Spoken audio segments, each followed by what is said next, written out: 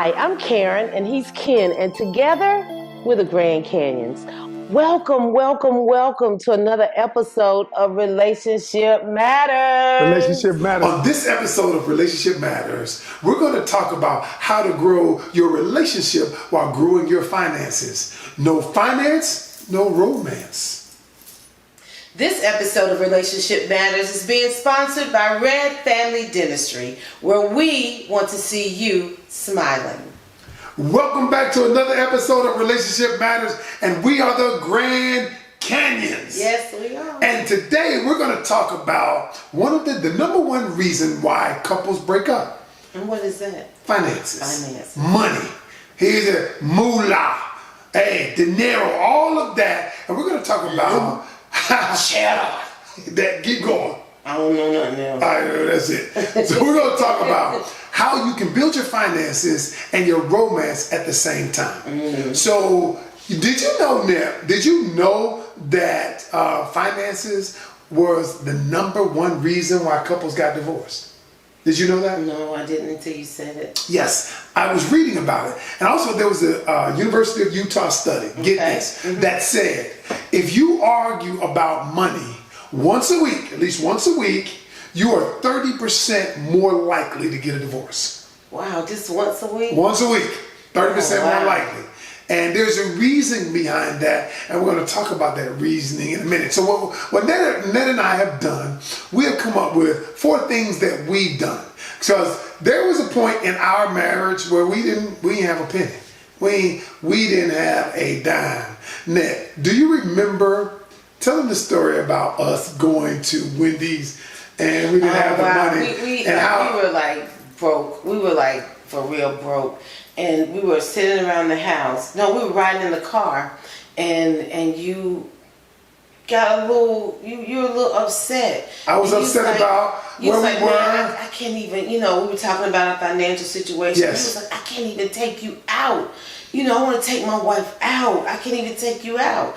And we were riding down the street, and Wendy's had a sign in the window that said $1.99 special or $2.99. It was like $1.99 or $2.99 special. And we had like $7. Just enough. Just enough. And so we went through the drive-through, got those 2 little kid meals, sat in the car and ate it, and we were happy. We were happy. We were happy, but it showed me one thing. What was it? It showed me how much we've been wasting and how much it actually, because usually we go through back Wendy's and get the whole, we want to supersize it, give me them big fries, that large drink, and throw a little frosty on the side, whatever. But I realized how much it took to actually satisfy me. Right, and during that time, I think it was right after while I was on the show, The Biggest Loser, and I think I wanted something else to eat. I've been eating healthy, and I didn't have any money, and I realized something. I realized that if we could stick together through that, our relationship grew closer than ever during that time. And here's why: we came up with 4 things that we did from that point on to build up our finances to now we're able to do a lot of the things that we desire, and we're able to help other couples in the process. So the first thing that I tell all couples when we're coaching them, I said, number 1, if you want to grow financially and romantically, you gotta, first thing is be honest. So many people feel like, especially women, you can't let your left hand know what your right hand is doing. Right. Don't put all your apples in that one basket. And we're taught as young girls to hide money from our husbands. For real. Yo, yes. You gotta put up something for a rainy day. You don't never know when Henry gonna go out there. He gonna be over there at Claritha house. See, you are, yeah. Claritha? Well, see. Claritha? What the? We got, it was the 70s. It was the 70s. Oh, okay. I never heard of Claritha. It was the 70s.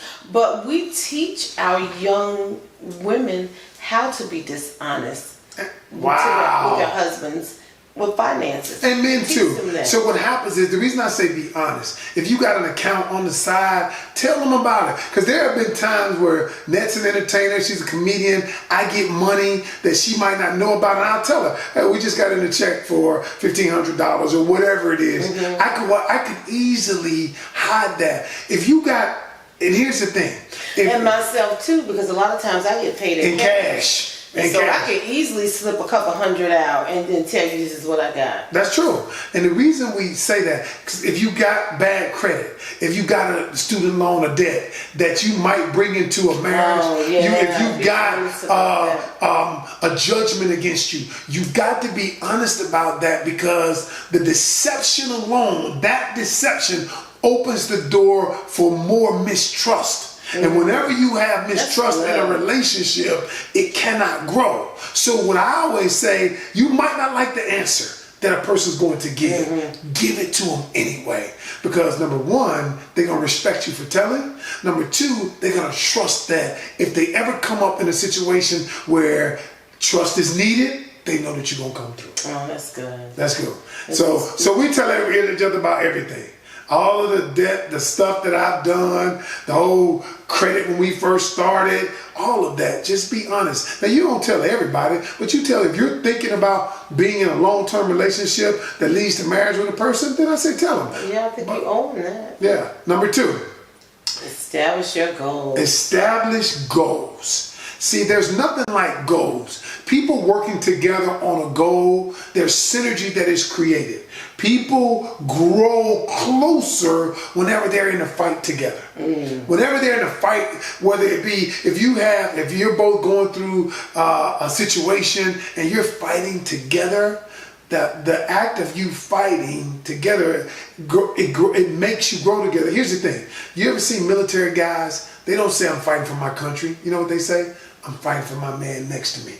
I'm fighting for the guy next to me. Because he's fighting for me, I'm going to fight for him.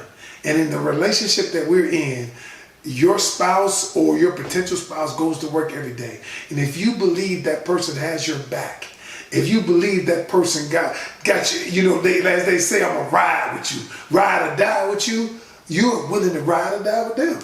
And goals help you do that. Ned and I are working on a big goal right now. A huge financial goal. And it's going to take the both of us to get it done. But I know she got my back, and you stay focused. Likewise, yeah. You know? Yeah. Okay, number three. You have to explain this one. Number three. Run your house like a business. You have to explain that. Run your house like a business. So many people get in financial trouble because they don't run their house like a business. What does a business do? A business has expenses. It has revenue. Okay. So if in business your expenses exceed your revenue, what happens to the business? Go down. They're going to go out of business. Yeah. Why is it that in our personal lives, our expenses exceed our revenue? And what do? We don't do it. All we do is stay in debt for years to come, keep paying interest.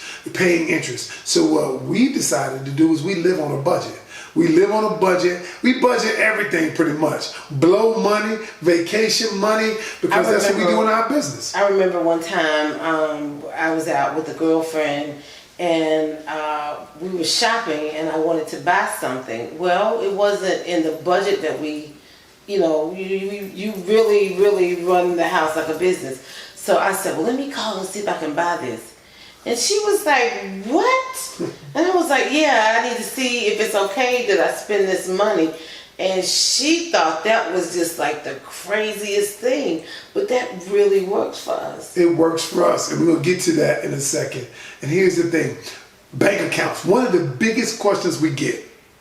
Should I have my own bank account? Should I have a joint bank account? What works for us? Now, for us, what works is we have a joint account that we send the money to, that we put all our money in. And then we both have our own accounts that we will pay ourselves out of that money, out of our pot of money. But we let everybody know what's in that pot. That's just what works for us. It may not work for you, because the reason that works for us is we can track everything that's going on, and that's how we run our business, which is our life. Okay, if that doesn't work for you, which leads to point 4. Tracks I mean, I track pretty much everything. I track them 2 bras I just bought you too. Will you just get off those bras? The bras were expensive. Though. I ain't no bra could cost that much. I'm like, are you serious? What kind of bra is this that costs $50? Anyway, all right, I regress. We go back to strong ones. Gorilla glue bras. Hold anything together. That's what they are. But number 4. Number 4, y'all, you have to do what works for you in your household. Whatever your household, what works for the next, what happens to couples is this now. They get so caught up in the projection from other folk. Other couples are projecting on them. Here's how you should do. Here's what you should say. Here's how you should, girl. You know what? If a man did that to me, girl? Why you gotta go? because I heard Girl. girl, if my man did that, I wouldn't be calling my man asking for no money. You're not calling. Brothers be like, no. I mean, you go in y'all boys. Yeah, no, I'm just, I'm just saying. Go ahead. But the reason why that's important is because other people project onto you what they want you to be. What you have to do is project upon yourselves what you want to be. And that's all we got to say. And we're the Grand Canyons. And we are no finance. No romance. And we are no money, no honey. No booty, no booty. Oh, okay, never mind. That didn't work. We out.